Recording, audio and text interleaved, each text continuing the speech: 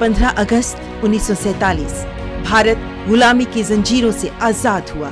लगभग 1.5 सदी से ज्यादा वक्त तक अंग्रेजों के खिलाफ संघर्ष करने के बाद जो आजादी हमें मिली, उसमें कितने ही आजादी के मतवालों ने अपने प्राणों की आहुति दी। इनमें बहुत से गुमनाम नायक भी शामिल हैं। इस स्वतंत्रता संग्राम में महिलाओं ने भी पुरुषों के साथ कंधे से कंधा मिलाकर आजादी की जंग भी लड़ी और अपने प्राण न्यौछावर करने से भी पीछे नहीं हटी। भारत की आजादी की संघर्ष गाथा महिला सेनानियों के महत्वपूर्ण योगदान का उल्लेख किए बिना अधूरी है। भारत की कितनी ही वीरांगनाओं ने ब्रिटिश शासन के खिलाफ आवाज उठाई, तलवार भी उठाई, अंग्रेजी सेनाओं के दांत खट्टे किए, तो कितनी ही साधारण परिवारों की महिलाएं सड़कों पर उतरी, जुलूसों का नेतृत्व किया, प्रदर्शन किए, धरने दिए, जेल गई। देश के लिए प्रताड़ना सहकर भी पीछे नहीं हटी। इन महिलाओं में गजब का साहस और प्रखर देशभक्ति थी। ऐसी ही वीरांगनाओं की बात होगी आज इस कार्यक्रम में। आपके साथ मैं हूं ममता चोपड़ा।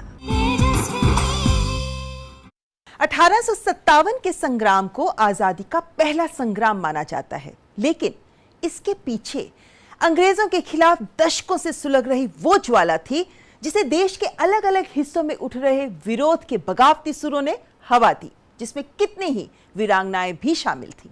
ये विरोध के सुर 18वीं शताब्दी के अंत और 19वीं शताब्दी के शुरू में ही मुखर होने लगे थे और इनमें महिला शासकों और उनकी सेनाओं की आवाज स्पष्ट थी।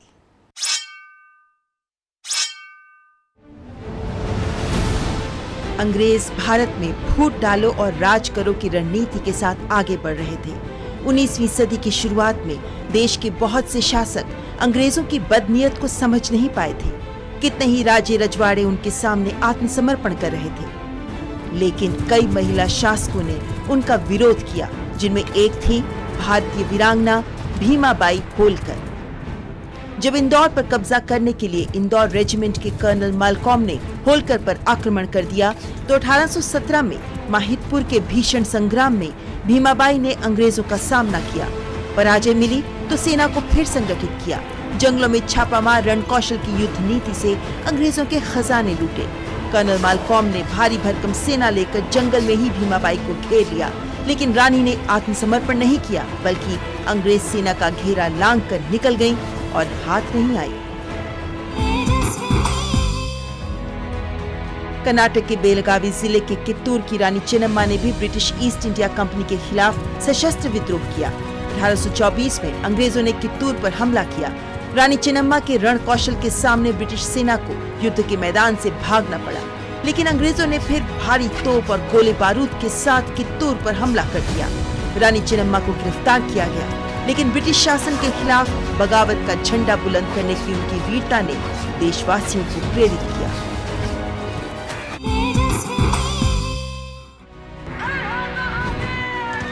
प्रथम स्वाधीनता संग्राम की नायिका झांसी की रानी लक्ष्मीबाई ने अंतिम सांस तक अंग्रेजों के विरुद्ध अपनी जंग जारी रखी। सर यूरोज ने लक्ष्मीबाई को आत्मसमर्पण करने का आदेश दिया, लेकिन लक्ष्मीबाई ने अपने बेटे को पीठ पर बांधकर यूरोज की सेना का सामना किया और अपने प्राणों का बलिदान कर दिया। इस संग्राम में लक्ष्मीबाई का साथ दिया रानी की महिला सेना दुर्गा दल की सेनापति झलकारी बाई ने, जिन्होंने उनका भेष धारण कर वीरता से लड़ते हुए अंग्रेजों को चकमा दिया, अपने प्राण देकर लक्ष्मीबाई के प्राणों की रक्षा की। मैथिली शरण गुप्त लिखते हैं, जाकर रण में ललकारी थी, वो झांसी की झलकारी थी, गोरों से लड़ने सिखा गई, है इतिहास में झलक रही, वो भारत की ही नारी थी, झलकारी थी।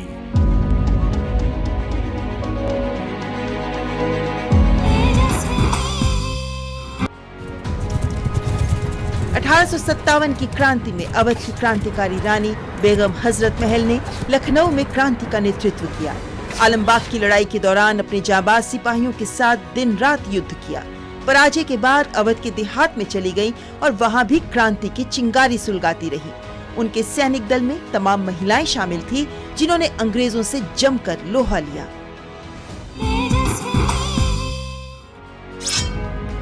वहीं रामगढ़ की रानी अवंतीबाई लोधी ने अंग्रेजों को रोकने के लिए राज्य के आसपास के राजाओं, परगनादारों, जमींदारों और बड़े मालगुजारों का विशाल गुप्त सम्मेलन रामगढ़ में आयोजित किया, जिसकी अध्यक्षता गढ़पुरवा के राजा शंकर शाह ने की।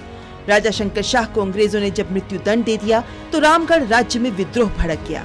अंग्रेज सेनापति वॉडिंगटन को कई मोर्चों पर हार मिली। आखिरकार कई गुना सेना लेकर उसने फिर चढ़ाई की। युद्ध में रानी को गोली लगी। अपने आप को घिरता देख वीरांगना अवंतीबाई लोधी ने रानी दुर्गावती का अनुकरण करते हुए अपने आप को देश के लिए बलिदान कर दिया।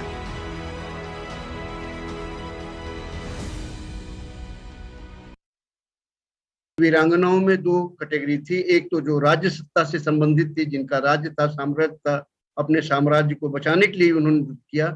उसी समय साधारण परिवारों से लोग आए। मालाबार की एक अम्मा चेरियन थी जो काफी क्रांतिकारी महिला थी। गांधी जी ने उन्हें रानी लक्ष्मीबाई की उपाधि दी।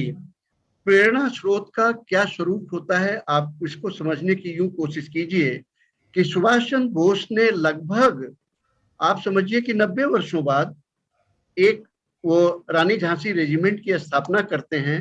और रानी झांसी रेजिमेंट कहाँ से नाम वो देते हैं, रानी लक्ष्मीबाई से प्रेरणा आती है। भारत के स्वतंत्रता आंदोलन में शामिल स्वतंत्रता सेनानियों में हर वर्ग ने अहम भूमिका निभाई थी। इनमें दलित, बहुजन, आदिवासी महिला सेनानियों की बात करना भी बेहद जरूरी है, क्योंकि ये सभी महिलाएं उन समुदायों से ताल्लुक रखती थीं जिन्हें सामाजिक और आर्थिक रूप से कभी बराबरी के अधिकार नहीं मिले। लेकिन चाहे वो सामाजिक बेड़ियां हो या फिर अंग्रेजों की सत्ता, इन महिलाओं ने हर दमनकारी व्यवस्था से आजाद होने का हौसला दिखाया। अंग्रेजी हुकूमत के विरोध ने वर्गों, जातियों का भेद मिटा दिया था। हालांकि बहुत सी वीरांगनाओं के बारे में जानकारी डॉक्यूमेंटेड नहीं है, लेकिन कहा जाता है कि एक गरीब दलित परिवार में जन्मी कुइली शिवगंगा की रानी वेलू नचियार की सेनाध्यक्ष थी, जिन्होंने 1780 के दशक में अंग्रेजों से लोहा लिया था। कुइली ने अंग्रेजों के हथियारों के जखीरे को बर्बाद करने के लिए अपने शरीर को तेल में डुबोया और आग लगा ली।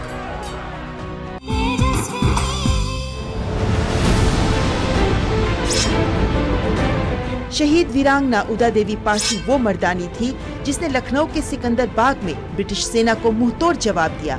1857 की क्रांति में अकेले ही 36 अंग्रेजों को मौत के घाट उतार दिया। इस क्रांति के दौरान उन्होंने बेगम हजरत महल की मदद से दलित वीरांगनाओं की एक अलग बटालियन तैयार की। 16 नवंबर 1857 को सार्जेंट कार्विन कैम्पबेल की अगुवाई में ब्रिटिश सेना ने लखनऊ के सिकंदर बाग में ठहरे हुए भारतीय सैनिकों पर हमला बोल दिया। ऐसे में उदा देवी ने ब्रिटिश सैनिकों को सिकंदर बाग में तब तक प्रवेश नहीं करने दिया जब तक कि उनका गोला बारूद समाप्त नहीं हो गया और वो वीर गति को प्राप्त हो गई। 20वीं शताब्दी तक आते आते भारतीय समाज में अंग्रेजों के खिलाफ बगावत कई पड़ाव पार कर चुकी थी। महात्मा गांधी समेत कितने ही नेताओं के नेतृत्व में इस संग्राम को दिशा भी मिली और आम जन को आजादी की जंग से जुड़ने का हौसला भी मिला। सामान्य घरों की महिलाएं भी घर परिवार और समाज की परवाह किए बिना अपनी जिंदगी देश और देशवासियों के लिए समर्पित करने को प्रतिबद्ध दिखी, जिन्होंने न सिर्फ अपने हक की लड़ाई लड़ी बल्कि अंग्रेजों की हुकूमत का भी जमकर विरोध किया। ऐसी महिला स्वतंत्रता सेनानियों की भागीदारी ने कई आंदोलनों को सफल बनाया और ऐसी कई वीरांगनाएं हैं जैसे मणिबेन पटेल, बसंतलता हजारिका, कमला देवी चट्टोपाध्याय, चंद्रप्रभा सेकियानी, उमाभाई कुंडापुर, कल्पना दत्त, अन्नपूर्णा महाराणा, वनलता दास गुप्ता आदि फेरिस्त लंबी है जिनके बारे में हम ज्यादा जानते नहीं हैं। और विडंबना की बात यह है कि बहुत से लोगों ने इनमें से कई नाम भी नहीं सुने होंगे। कई स्वतंत्रता सेनानियों की तो तस्वीरें भी उपलब्ध नहीं हैं, लेकिन इन्होंने देश की आजादी के साथ साथ स्त्रियों के अधिकारों की भी लड़ाई लड़ी। आजादी की लड़ाई में पुरुषों के साथ साथ महिलाएं भी बढ़ चढ़कर हिस्सा ले रही थी।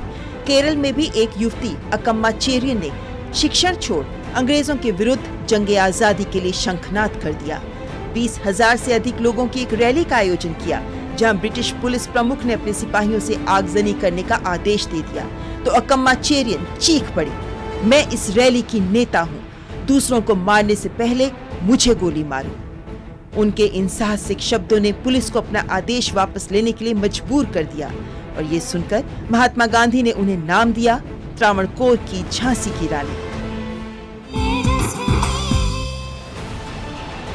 ऐसी ही क्रांतिकारी महिला थी पश्चिम बंगाल के मिदनापुर की मातंगिनी हाजरा, जो अंग्रेजों के खिलाफ होने वाले हर कार्यक्रम में भाग लेती थी। कितनी ही बार जेल गई, लाठियां खाई। 61 वर्ष की उम्र में वो सविनय अवज्ञा आंदोलन में भाग लेने के कारण जेल भी गई। बढ़ती उम्र, कमजोर शरीर के बावजूद मातंगिनी हाजरा ने 6000 प्रदर्शनकारियों का नेतृत्व करते हुए तामलुक पुलिस स्टेशन की ओर मार्च किया। वंदे मातरम के नारे के साथ साथ हाथ में तिरंगा थामे मातंगिनी हाजरा आगे बढ़ती रही। गोलियों से छलनी होने के बाद भी उन्होंने तिरंगे को झुकने नहीं दिया और देश की आजादी के लिए अपनी जान न्यौछावर कर दी। उम्र के बावजूद उनके बुलंद हौसलों को देखते हुए सब उनको बूढ़ी गांधी कहते थे। बंगाल का जब पार्टीशन हुआ तो ये स्वदेशी मूवमेंट की जो शुरुआत होती है बंगाल पार्टीशन से, तो जो स्वदेशी मूवमेंट की जो शुरुआत होती है, तो बंगाल पार्टीशन एक बहुत बड़ी चीज था। तो ये कुछ मूवमेंट्स ऐसे थे ब्रिटिशर्स के कि जिसने जनमानस को प्रभावित किया। तो उसमें कोई खाली पॉलिटिकल लीडर्स नहीं अफेक्ट हो रहे थे। जब जनमानस उससे अफेक्ट होने लगे तो उन्होंने उसके खिलाफ विरोध शुरू करना शुरू किया। बंगाल रीजन में भी, महाराष्ट्र में भी बहुत सी महिलाएं ऐसी थी जो खुद महिलाओं को नेशनलिस्ट एक्टिविटीज के लिए प्रेरित कर रही थी। ऐसी बहुत सारी ऑर्गेनाइजेशंस के नाम हमको मिलते हैं हर रीजन में, जहां महिलाएं जो हैं वो खुद जो है नेशनलिस्ट एक्टिविटीज में पार्ट ले रही थी, रेवोल्यूशनरी एक्टिविटीज में पार्ट ले रही थी, और दूसरी महिलाओं को भी उसके लिए प्रेरित किया जा रहा था। जैसे कि स्वर्ण देवी की लड़की सरला देवी घोषाल जो है, उनका बहुत बड़ा नाम आता है, जिन्होंने सखा समिति ऑर्गेनाइजेशन फॉर्म की। उन्होंने एक ऐसी ऑर्गेनाइजेशन भी फॉर्म की जिसमें वो मार्शल आर्ट जो है वो पुरुषों को सिखाती थी। बाकायदा उन्होंने इस तरह के अखाड़े बनाए जिसमें पुरुष लोग भी सीखते थे। नेताजी सुभाष चंद्र बोस ने आजादी की लड़ाई में महिलाओं की भागीदारी के लिए तैयार की झांसी की रानी रेजिमेंट, जिसकी कप्तान थी लक्ष्मी सहगल। भारत की बेटी है, हम भारत की बेटी है। सुभाष चंद्र बोस ने कहा इससे भी हमको तसल्ली नहीं है, क्योंकि आज़ादी सबके लिए है और सिर्फ पुरुष आज़ादी के लिए लड़ने से उन्हीं के फायदा के लिए होंगे। अभी हमारा महिलाओं को क्या हो गया, इसलिए एक महिला फौज हम बनाएंगे और उसका नाम भी हम देंगे रानी ऑफ झांसी। तो फिर उधर का इंडियन इंडिपेंडेंस लीग अध्यक्ष से पूछा था, आप सिर्फ हमें पहले एक महिला हमको परिचय करिए, हम उनसे बात करेंगे। अगर वो इसका जिम्मेवारी लेने के लिए तैयार है तो तब हम रेजिमेंट बनाने में आसानी है। तो फिर उन्होंने हमारा नाम उठा चुकी तलवार, हम भारत की बेटी है। 20वीं शताब्दी में स्वतंत्रता संग्राम ने वतन परस्ती की आंच हर दिल में सुलगा दी थी। राजा मणि, जो 16 साल की उम्र में आजाद हिंद फौज का हिस्सा बनी, नेताजी ने नाम दिया सरस्वती और आजाद हिंद फौज के लिए जासूसी का काम सौंपा। लड़कों की वेशभूषा में अंग्रेजी अफसरों के घरों और मिलिट्री कैंपों में काम करना शुरू किया। उनकी एक साथी जब जिंदा गिरफ्तार हो गई तो उसे बचाकर लाने का जोखिम भरा काम राजा मणि ने किया। साथी को साथ लेकर लौटी और रानी झांसी ब्रिगेड में मिला लेफ्टिनेंट का पद।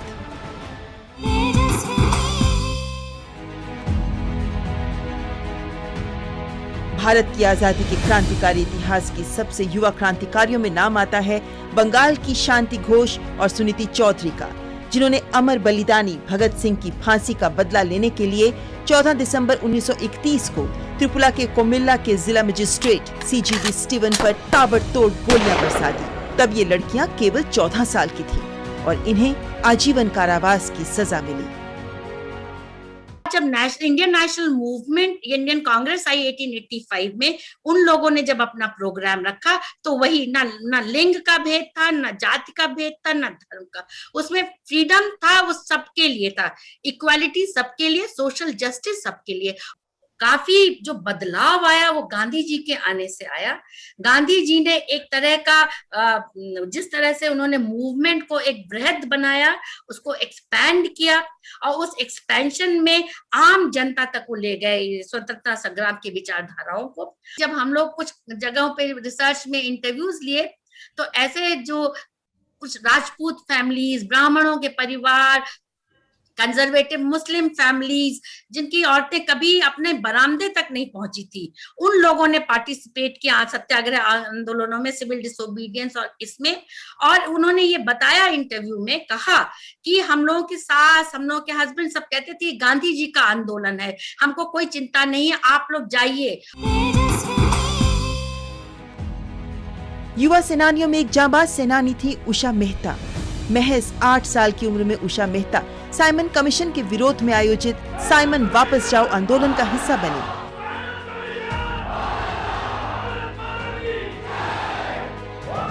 भारत छोड़ो आंदोलन के दौरान जब महात्मा गांधी के साथ कांग्रेस के सारे बड़े नेता गिरफ्तार कर लिए गए, प्रेस पर पाबंदी लगा दी गई, तब कुछ युवा नेताओं ने रेडियो के जरिए क्रांति की अलख जगाए रखने का प्लान किया और इस युवा लड़की ने शुरू की खुफिया रेडियो सर्विस, जिसने आजादी के लिए चिंगारी को जीवित रखा।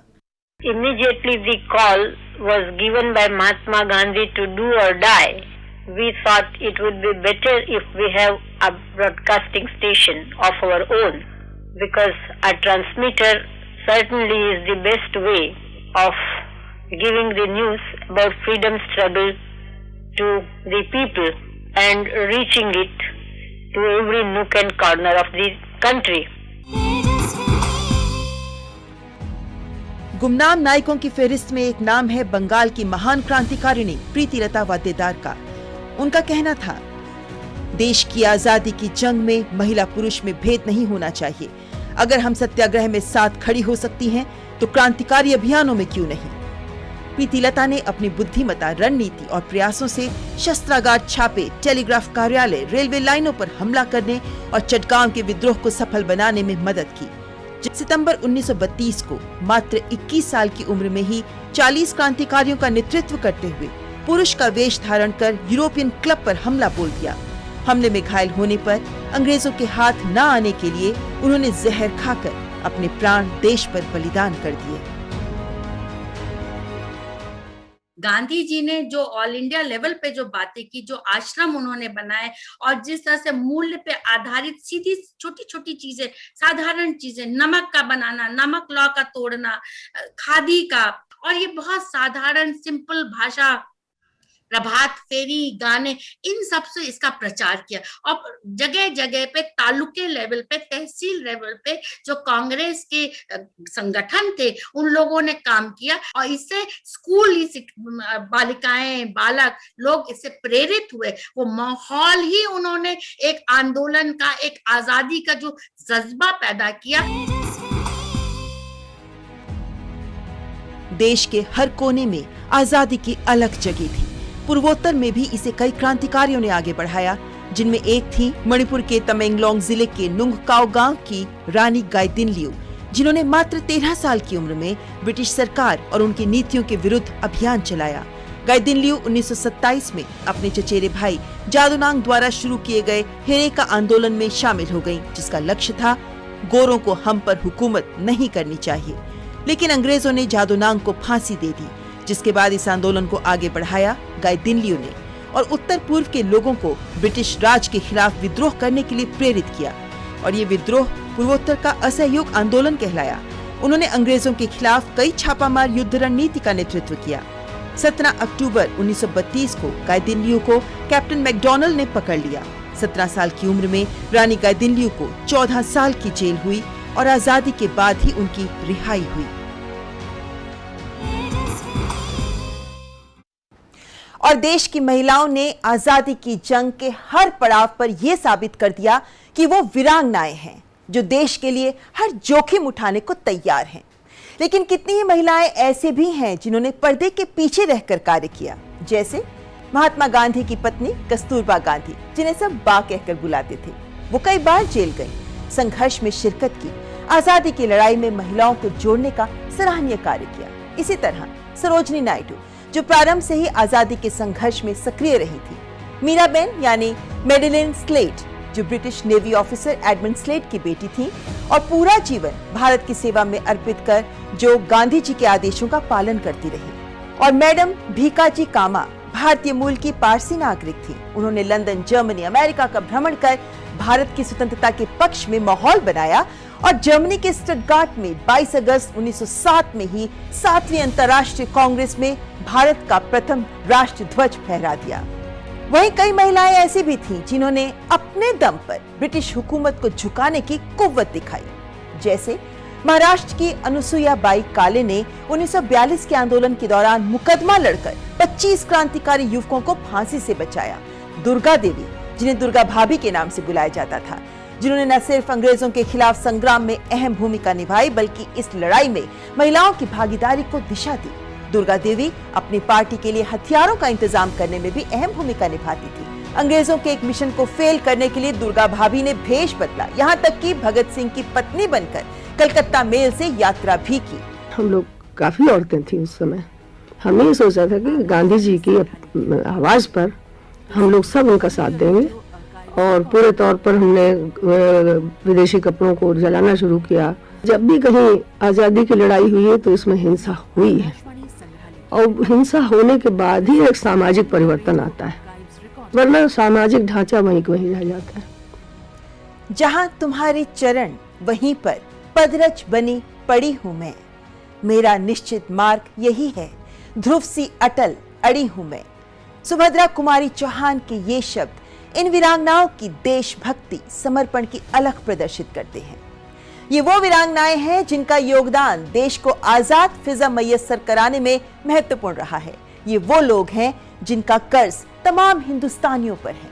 ये वो लोग हैं जिन्हें महज जानना भर इतिहास के पन्नों पर उकेरी हुई गौरवशाली गाथाओं को जीने जैसा है।